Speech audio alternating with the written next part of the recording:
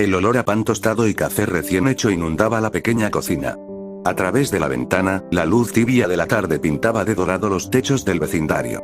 Era un departamento humilde, de muebles desgastados por los años y cortinas sencillas, pero rebosaba de una calidez que ninguna fortuna podía comprar. En el sillón reclinable del salón, la anciana tejía con paciencia una bufanda de lana gruesa. Sus manos, arrugadas y sabias, se movían con una agilidad sorprendente para su edad. «Ese chico se va a enfriar la comida otra vez si no llega pronto», dijo ella con una sonrisa bondadosa, ajustándose los anteojos en la punta de la nariz. «Le exigen demasiado en ese periódico, querida». «¿Sabes cómo es él?», respondí, sonriendo mientras acomodaba los platos sobre la mesa.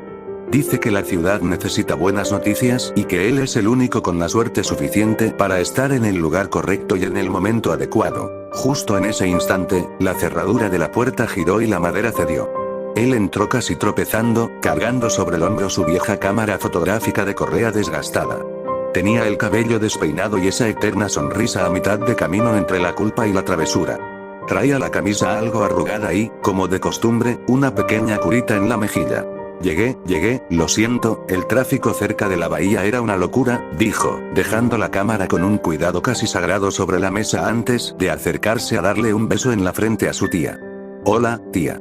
Prometo que esta vez no me quedé entretenido fotografiando palomas». «Mírate nada más», suspiró la anciana, acariciándole la mejilla con ternura. «Siempre regresas corriendo, despeinado y con algún rasguño.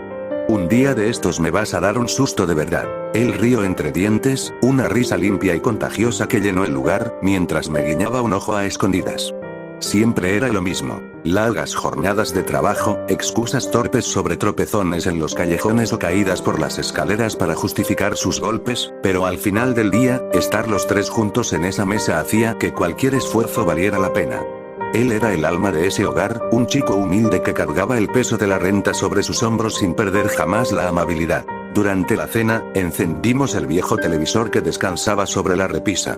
En la pantalla, los noticieros mostraban imágenes espectaculares de los titulares de la semana. El suministro del nuevo combustible traído del meteorito ha comenzado a distribuirse en las principales plantas de energía del país, anunciaba la presentadora con voz entusiasmada. Tras el éxito de la expedición espacial custodiada por los grandes protectores de la nación, el petróleo ha comenzado a ser reemplazado por esta sustancia orgánica capaz de generar energía limpia e ilimitada. Científicos aseguran que estamos ante el inicio de una era de paz y prosperidad nunca antes vista. En la pantalla se veían imágenes del fluido, una sustancia densa, viscosa y de destellos iridiscentes que fluía por enormes tubos de cristal en los laboratorios centrales. La gente en las calles celebraba. Se sentía en el aire una sensación de esperanza, como si el sufrimiento del mundo estuviera a punto de terminar. Él miraba la pantalla en silencio, masticando despacio, con la mirada fija en el brillo iridiscente de ese líquido. Por un segundo, una sombra imperceptible de inquietud cruzó por sus ojos, pero desapareció tan rápido como llegó al volverse hacia mí y tomar mi mano por debajo de la mesa. Sus dedos eran cálidos, ásperos por el trabajo, pero su agarre era suave y protector. «Todo va a estar bien», murmuró con voz baja, dedicándome una mirada llena de un afecto sincero y profundo. «El mundo finalmente está cambiando para mejor. Por fin vamos a tener un poco de tranquilidad». Nos quedamos allí, disfrutando de la conversación sencilla, del sonido del reloj marcando los minutos sin prisa y de la ilusión de que el mañana solo traería cosas buenas. Los días que siguieron al primer anuncio del combustible trajeron un estiramiento lento y pausado del tiempo. Los meses comenzaron a deshojarse uno tras otro, trayendo consigo pequeños cambios en la rutina de nuestro humilde departamento, mientras en las calles la euforía inicial por las estrellas empezaba a convertirse en un simple paisaje cotidiano. En realidad, las ausencias nocturnas del chico nunca habían sido un misterio reciente para mí. Él siempre se había escapado en la penumbra de las madrugadas, desde el mismísimo día en que nos conocimos. A mitad de la noche, sentía cómo el colchón cedía suavemente con su peso al incorporarse. Escuchaba el crujido ahogado de la tabla floja junto al pasillo, la respiración contenida para no despertar a la anciana y el tenue chasquido del cerrojo de la entrada. Salía en silencio hacia la oscuridad de la ciudad, cargando apenas una chaqueta gastada. Cada vez que le preguntaba por esas salidas a horas imposibles, cuando regresaba al alba con los labios agrietados y los nudillos rozados, él se pasaba la mano por la nuca con timidez, soltando esa risita torpe que usaba como escudo. Es solo mi tercer trabajo. Ya me conoces, es una responsabilidad de la que no puedo zafarme.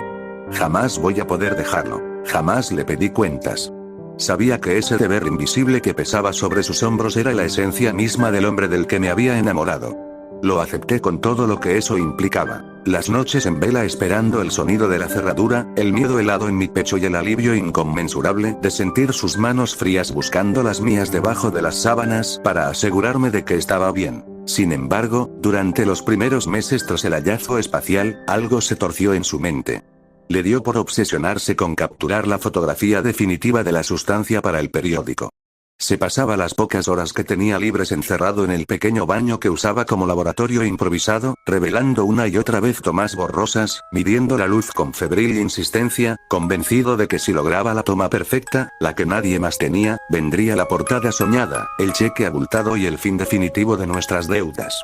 Fue una fijación amarga que amenazaba con robarle la poca paz que le quedaba. Pero el tiempo, con su ritmo sordo y paciente, se encargó de limar esa prisa. A medida que las semanas avanzaban, los motivos para abandonar esa cacería imposible comenzaron a amontonarse sobre sus hombros.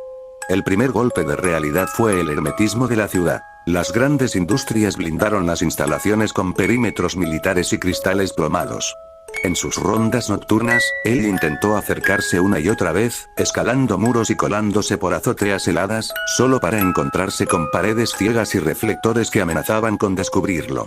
Regresaba a casa a las 4 de la mañana, desgastado, con las manos temblando por el frío y la cámara vacía, habiendo arriesgado su vida por una simple sombra detrás de un ventanado ahumado. El segundo motivo fue el costo físico y emocional. Lo veía arrastrarse por el pasillo del apartamento con los ojos inyectados en sangre, consumido por una paranoia terca.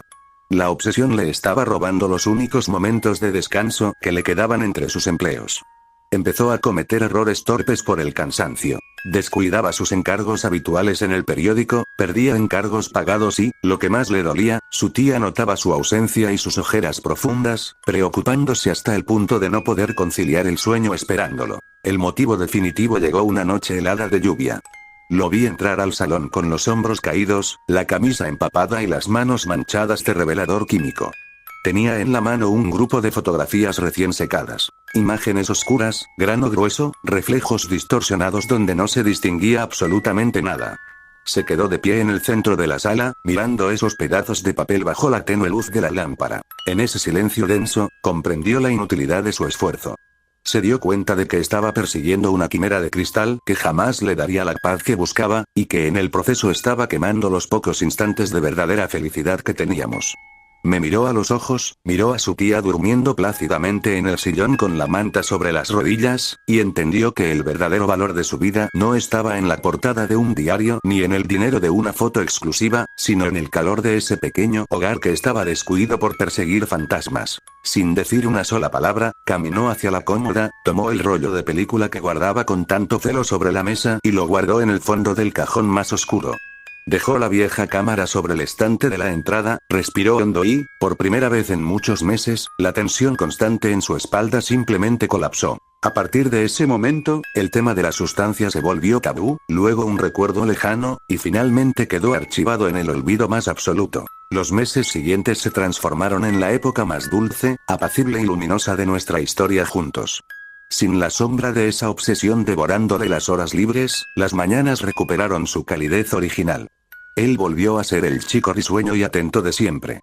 Se tomaba el tiempo para ayudar a la anciana a acomodar sus macetas de geranios en el pequeño balcón, limpiando las hojas secas con delicadeza. Arreglaba la radio de la cocina con paciencia infinita mientras tarareaba viejas melodías de jazz, y me sorprendía por las tardes, abrazándome por la espalda mientras yo preparaba la cena, apoyando su barbilla en mi hombro para respirar el aroma de mi cabello. Nos acostumbramos a pasar las tardes de domingo recostados en el marco de la ventana del tragaluz, simplemente viendo la vida pasar. Envolvíamos nuestros cuerpos en una misma manta de lana tejida a mano y contemplábamos cómo la luz del atardecer teñía de tonos cobre, rosa y violeta los tejados descorchados del vecindario.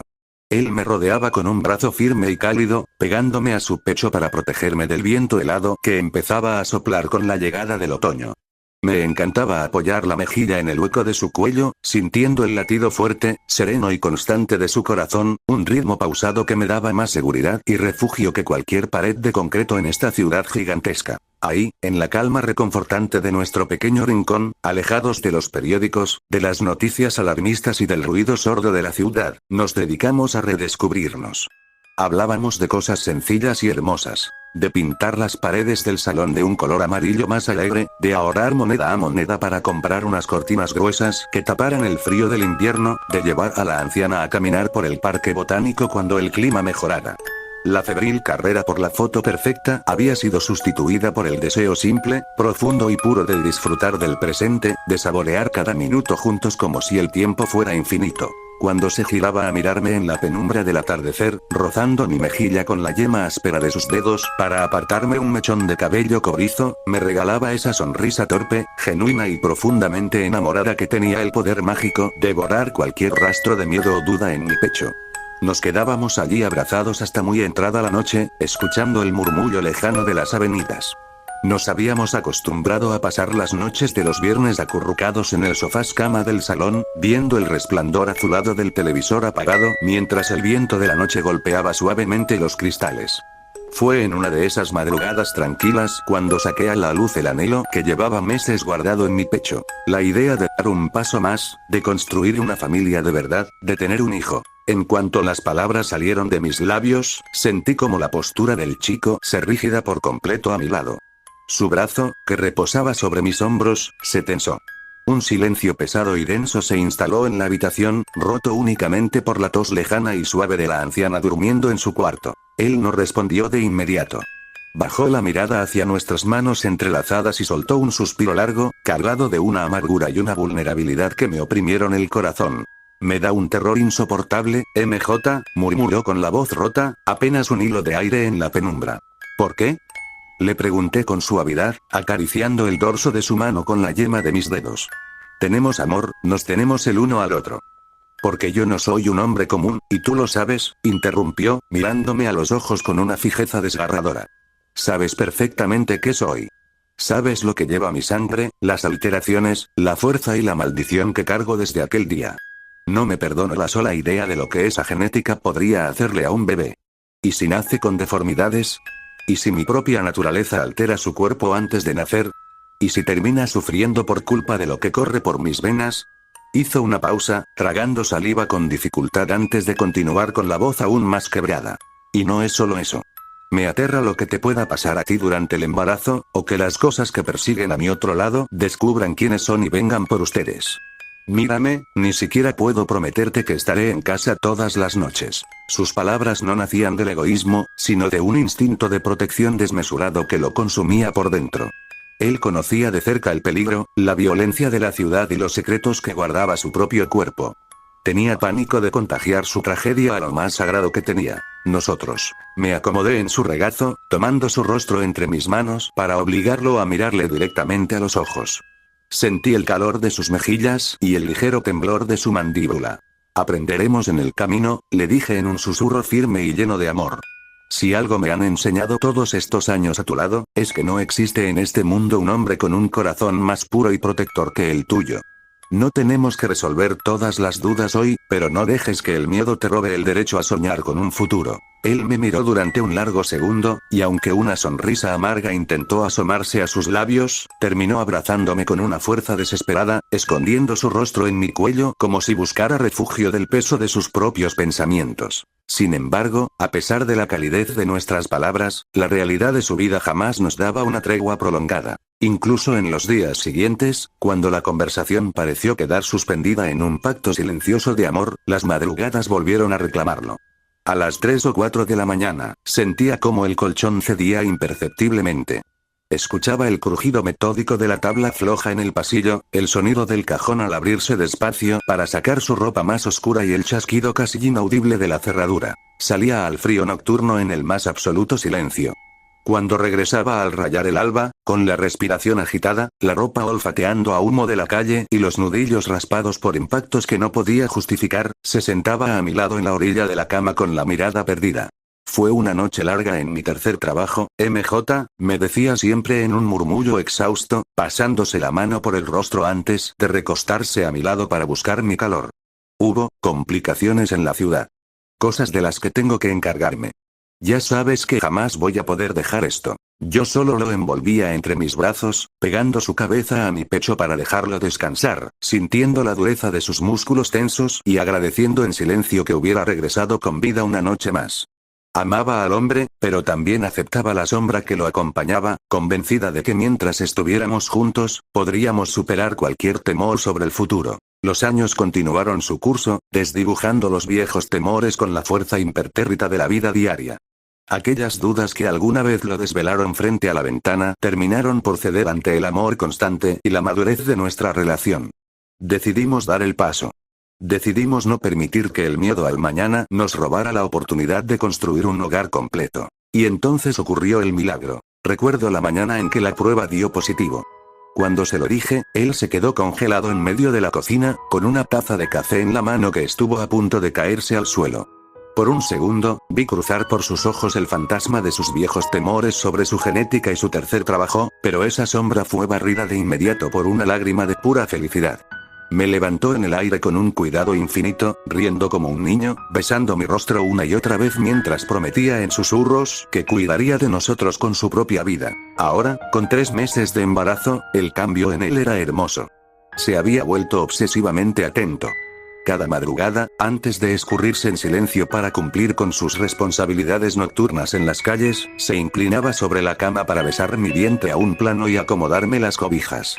Cuando regresaba al amanecer con la ropa oliendo a humedad y los nudillos desgastados por sus patrullajes, se despojaba de la chaqueta fría y se acostaba a mi lado, apoyando su oreja en mi estómago para escuchar, según él, si el bebé ya quería decirle algo. Pero el destino rara vez concede una paz duradera. En los medios de comunicación y en la radio de la cocina, la atención del país entero volvió a volcarse hacia el firmamento.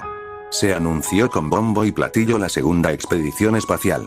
No se trataba de una recolección rutinaria. Era una misión de una escala nunca antes vista para extraer una cantidad masiva de aquel compuesto líquido de las estrellas. Para garantizar que todo saliera perfecto, la expedición fue comandada por la entidad más poderosa del planeta. Aquel ser dorado e invencible que la gente veneraba como a una deidad viviente, un hombre cuya sola presencia infundía un respeto casi sagrado. El día fijado para el regreso de la nave, la ciudad se convirtió en un hervidero de expectación. Desde la ventana de nuestro departamento podíamos sentir la vibración en las calles. Todos los protectores de la nación, las figuras ilustres y los campeones extraordinarios que custodiaban el país, seres de fuerza sobrehumana, mentes brillantes, guerreros envueltos en trajes imposibles y leyendas vivientes, se habían reunido en la plataforma del Centro Científico y Financiero de Nueva York. Estaban allí alineados, formando un muro de honor para recibir la nave y celebrar la gran hazaña. Él me abrazaba por la espalda, envolviendo con sus grandes manos cálidas mi vientre mientras mirábamos hacia el horizonte despejado. «Estarán bien», me dijo en un murmullo suave al oído, intentando transmitir una calma que ni él mismo sentía del todo. Con todas esas figuras divinas reunidas allá abajo, no hay nada en este mundo ni fuera de él que pueda salir mal. Cuando termine la recepción, pediré el día libre en el periódico y nos quedaremos los 3 aquí descansando. Apoyé la cabeza contra su pecho, sintiendo el latido fuerte de su corazón. En el cielo azul de la tarde, una pequeña luz dorada y brillante comenzó a romper la atmósfera, dejando un rastro de vapor a su paso. La multitud en las avenidas lejanas comenzó a rugir de emoción. Todo parecía un poema perfecto, la cúspide de una era de grandeza. El cielo azul de la tarde se fracturó en 1000 pedazos con un trueno seco que hizo retumbar los cristales del edificio. Pero no era el sonido del orgullo, sino el aullido metálico de la nave matriz perdiendo el control, ardiendo en llamas amarillentas a medida que atravesaba las nubes a una velocidad suicida. A lo lejos, en la gran explanada del centro científico de la ciudad, las figuras sobrehumanas, los héroes invencibles que la humanidad veneraba como dioses, abrieron filas. Sentry, la entidad dorada, el hombre con la fuerza de 1.000.000 de soles explotando en el pecho, descendió del módulo en llamas. Pero no venía erguido.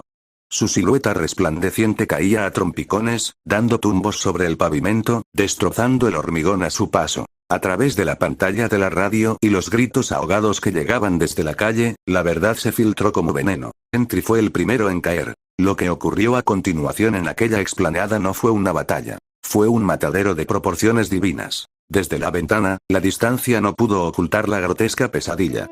La figura dorada de Sentry se abalanzó sobre el primer héroe que corrió a auxiliarlo. En un movimiento violento e inhóspito, le desgarró la garganta a Capitán América con un chasquido seco, arrancando músculos y arterias que salpicaron a la multitud. Un chorro de sangre espesa y brillante tiñó el pavimento. Los Avengers que intentaron contenerlo sufrieron el mismo destino en cuestión de segundos. Iron Man intentó disparar sus repulsores, pero Sentry le arrancó el casco de un manotazo junto con la mitad del rostro, devorando la carne tibia entre chasquidos nauseabundos. La masa muscular de Hulk fue perforada y desmembrada por varios infectados que se abalanzaron sobre él. Extremidades arrancadas como ramas secas, torsos partidos por la mitad revelando órganos palpitantes que caían al suelo mientras el parásito extendía sus filamentos negros y viscosos desde las heridas abiertas de Sentry, infestando la carne de cada vengador que caía. Las calles se convirtieron en un mar de gritos, intestinos expuestos, chasquidos de huesos rompiéndose y el sonido asqueroso de mandíbulas desencajadas masticando carne humana viva. Peter, parado a mi lado, vio el horror. Vi cómo la sangre se le escapaba del rostro, dejando su piel del color de la ceniza. Sus manos, que segundos antes sostenían con infinita ternura mi vientre de 3 meses, comenzaron a temblar descontroladamente. No, no, no, no, susurró, con la voz ahogada por un terror que jamás le había escuchado. No vayas, Peter, le supliqué, agarrándome desesperadamente de su camisa, sintiendo las lágrimas calientes rodar por mis mejillas. Por favor, mira lo que es esa cosa, los están masacrando a todos. Quédate conmigo. Él se giró y me miró a los ojos. En su mirada no había la valentía brillante de las fotos del periódico. Había un dolor infinito, la devastación de un hombre que sabía que el deber de Spider-Man, esa responsabilidad a la que se había atado en sus madrugadas, no le permitía la cobardía. Puso sus manos sobre mis mejillas, sintiendo el temblor de mi cuerpo contra el suyo. Tengo que ir, MJ, me dijo con la voz quebrada, besando mi frente con una desesperación desgarradora. Son mis amigos allá abajo, si esas cosas llegan a los barrios residenciales, nadie en esta ciudad va a sobrevivir. Tengo que intentar frenarlos o dar tiempo para que evacúen. Se inclinó suavemente y pegó sus labios a mi vientre, soltando un sollozo ahogado contra la tela de mi ropa. Protégelo, murmuró. Prométeme que te quedarás adentro con la tía May. Atrinchera la puerta. No le abras a nadie. Prométeme que vas a volver. Grité, aferrándome a sus muñecas mientras él caminaba hacia la ventana del tragaluz. Se detuvo un segundo en el marco de la ventana, con la silueta recortada contra el humo negro y las explosiones de sangre que tenían el cielo de Nueva York. Se giró por última vez, regalándome una sonrisa pequeña, amarga y cargada de un amor infinito. Voy a volver, MJ. Te lo prometo. Siempre vuelvo a ti. Y sin darnos tiempo a más, saltó hacia la penumbra de la tarde, lanzando su telaraña hacia los edificios en llamas, perdiéndose en los tejados para encarar la pesadilla. Apenas unos minutos después de que Peter se perdiera en el horizonte, un estruendo anormal rompió el aire en la zona trasera de nuestro callejón. Algo descendió desde las alturas no como un héroe o un meteorito, sino como un bulto pesado que surcó el aire entre chispas y humo. Con un impacto sordo y metálico, un señor cayó de lleno sobre la montaña de basura del callejón posterior al edificio, destrozando contenedores de plástico y esparciendo desechos por todas partes. Entre el humo y la mugre, el tipo comenzó a incorporarse torpemente, sosteniendo con firmeza una pesada motosierra en la mano, que comenzó a rugir en encendidos desesperados. En ese mismo instante, una anciana del vecindario que intentaba atrancar la puerta trasera del edificio vecino para huir del caos en las avenidas, se topó de frente con la escena. Al verlo levantarse del contenedor con el motor rugiendo, la anciana se le quedó mirando y empezó a gritarle una serie de cosas incoherentes, frases desarticuladas y murmullos que no se entendían en absoluto por el pánico. El señor de la motosierra, desorientado y alterado por los gritos incomprensibles de la mujer y el infierno que caía del cielo, no lo pensó 2 veces. Dio media vuelta y huyó a toda prisa, perdiéndose entre las sombras del callejón. El cielo de Nueva York quedó sepultado bajo un manto de ceniza y vapor rojizo. Lo que antes era el murmullo constante de la gran metrópoli se transformó en una sinfonía dantesca de metal retorcido, sirenas sofocadas por la sangre y el crujido incesante de huesos al romperse. Desde la ventana del apartamento, abrazada a mi vientre y protegiendo a la tía May en la penumbra, el panorama era desgarrador. La masa de infección ya no estaba confinada al centro científico, se había desbordado por las avenidas como un río de carne putrefacta y rabiosa. No eran los muertos vivientes torpes de las historias de terror, eran monstruos grotescos que conservaban la agilidad y los reflejos de los campeones que alguna vez juraron proteger a la humanidad. Abajo, en la calle principal, la evacuación se convirtió en una cacería brutal. Un autobús escolar volcado bloqueaba el paso y la gente atrapada dentro golpeaba los cristales en vano. Vi a Ukeye, con la piel amoratada, desgarrada en colgajos que dejaban ver la blancura de su mandíbula exposer, saltar sobre el techo del vehículo. Con los ojos vacíos y una fijación enferma, no disparaba flechas. Metía sus manos por las ventanas rotas, arrancando brazos y cabezas humanas como si fueran ramas secas, masticando los tendones aún palpitantes mientras la sangre salpicaba el asfalto. El olor, el aire traía una peste insoportable. Un tufo a hierro, bilis y carne en descomposición acelerada que se metía por la nariz y producía arcadas. Más adelante, en la intersección, Vision, su cuerpo sintético medio infectado por el líquido negro que le brotaba del pecho, usaba su densidad para aplastar a la gente contra las paredes de los edificios. El sonido era espantoso. Un estallido sordo de cajas torácicas colapsando, seguido del estallido de entrañas y fluidos que tiñían las fachadas de ladrillo. A su lado, Black Widow, con la mitad del rostro desfigurado y una herida abierta en el vientre de la que colgaban parte de sus propios intestinos, perseguía a los sobrevivientes en cuatro patas, hundiéndoles las uñas en la garganta para sorber la sangre tibia directamente de las arterias carótidas. El caos era total. No había estrategia ni heroísmo, solo un hambre voraz, infinita y rabiosa. Los semáforos continuaban cambiando inútilmente de verde a rojo sobre un mar de cadáveres mutilados, torsos cercenados que aún se sacudían en espasmos involuntarios sobre charcos de viscosidad oscura. Cada persona que caía devorada, si no era completamente desmembrada, tardaba apenas unos segundos en reanimarse. La piel se tornaba ceniza, las venas se marcaban de negro sobre la garganta y se levantaban con las articulaciones desencajadas para unirse a la cacería de sus propios vecinos. Cerré las cortinas de golpe, incapaz de seguir mirando el festín de pesadilla en el que se había convertido nuestra ciudad. Tapé los oídos de la tía Mai mientras ella temblaba en el sofá, rezando en un murmullos incomprensibles. Apoyé la espalda contra la pared, sintiendo el pulso acelerado de mi bebé bajo la piel, y me dejé caer al suelo entre lágrimas heladas. La ciudad de los héroes había muerto. Nos ocultamos en el rincón más oscuro del pasillo interior, alejadas de las ventanas. El calor aplastante de la tarde fue cediendo gradualmente a medida que la luz del sol se extinguía, reemplazada por un resplandor anaranjado y siniestro que venía de los incendios que consumían la ciudad. Pasaron las horas en un silencio sepulcral dentro de la habitación, roto únicamente por la respiración agitada de la tía Mai y el sonido del viento colándose por las rendijas. Yo no soltaba mi vientre ni por un segundo, conteniendo el aliento cada vez que escuchaba pasos apresurados en los pisos superiores o el crujido de la madera sobre nuestras cabezas. La noche cayó finalmente, densa y negra como la boca de un lobo. La electricidad en todo el distrito había colapsado hacía horas. En medio de esa penumbra absoluta, donde apenas podíamos distinguir nuestras propias siluetas, el ruido del exterior pareció apagarse por un instante, sumergiendo al edificio en un vacío sofocante. Fue entonces cuando lo escuché.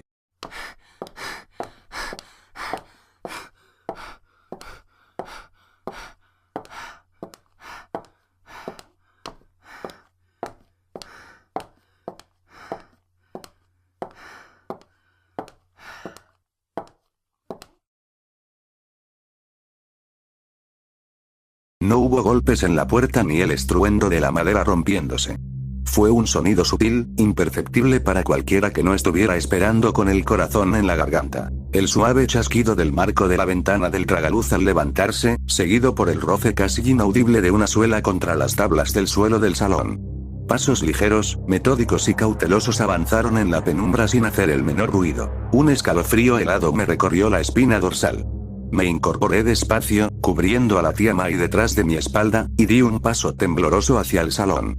«Peter», pregunté en un susurro ahogado, apenas un hilo de voz cargado de miedo y una desesperada esperanza. «¿Eres tú, mi amor?» En la oscuridad del salón, recortada contra el tenue reflejo de los incendios lejanos que entraba por el tragaluz, una figura permanecía inmóvil. Se erguía con la cabeza ligeramente inclinada hacia un lado. No respondió de inmediato. Un silencio denso y pesado llenó la habitación, solo interrumpido por un sonido extraño, un silbido húmedo y pesado que venía de su pecho. MJ, resonó su voz. Pero ya no era su voz. Era un eco rasposo, cavernoso, destrozado por dentro, como si las cuerdas vocales estuvieran cubiertas de algo espeso. Di un paso más, intentando descifrar su silueta. Olía a hierro rancio, a tierra húmeda y a una peste dulce que me revolvió el estómago. ¿Volviste? Sollocé, sintiendo una mezcla de alivio y un terror paralizante que me helaba la sangre. Por favor, dime que estás bien. Dime que no te hicieron nada. La figura dio un paso hacia la luz de la ventana. La luna reveló una estampa de pesadilla. Su traje estaba desgarrado en jirones, bañado en una viscosidad negra y roja que goteaba sobre el parquet. Su mandíbula estaba parcialmente desencajada, la piel alrededor de sus labios teñida de un tono ceniza muerto, y en sus ojos no quedaba un solo rastro del brillo cálido que me enamoró. Solo dos pozos vacíos, hundidos y devorados por una penumbra enferma. Lo intenté, MJ, murmuró, dando un paso torpe hacia mí mientras sus dedos, terminados en uñas rotas y ensangrentadas, se contorsionaban en el aire. Intenté frenarlos, pero Sentry, él nos mordió a todos. Peter, no, por favor, supliqué, dando un paso atrás hasta chocar contra la pared, sintiendo el impulso instintivo de proteger mi vientre de 3 meses. ¿No sabes lo que es esto?, interrumpió él, y por primera vez un sollozo grotesco, mezclado con un chasquido de dientes, salió de su garganta. El dolor, la cabeza me quema. Mi mente recuerda quién soy, recuerdo que te amo, pero no importa, nada de eso importa ya. Dio otro paso rápido, acortando la distancia. El sonido de su respiración era el de una bestia famélica que luchaba en vano contra sus propios instintos. El hambre, susurró, con la voz quebrándose en un gemido pavoroso mientras se llevaba las manos a la cabeza, clavándose las uñas en el cuero cabelludo hasta sacarse sangre. Es infinita, MJ. No puedo controlarla. Me quema por dentro, necesito comer. Peter, soy yo. Es nuestro bebé. Grité en un alarido de puro pánico mientras la tía May soltaba un grito desgarrador desde el rincón. Pero la razón ya no habitaba en él. El monstruo parásito tomó el control absoluto de sus músculos con un chasquido seco. Sus ojos se fijaron en la calidez de mi cuello y en la vida que latía en mi interior. Antes de que pudiera volver a gritar o intentar huir hacia la puerta, la sombra se abalanzó sobre mí con una velocidad sobrehumana. Lo último que sentí antes de que la oscuridad nos tragara a todos fue el dolor sofocante de unos dientes fríos hundiéndose en mi carne tibia, el crujido de los huesos y el sonido de una pesadilla, devorando lo último que quedaba de amor en este mundo.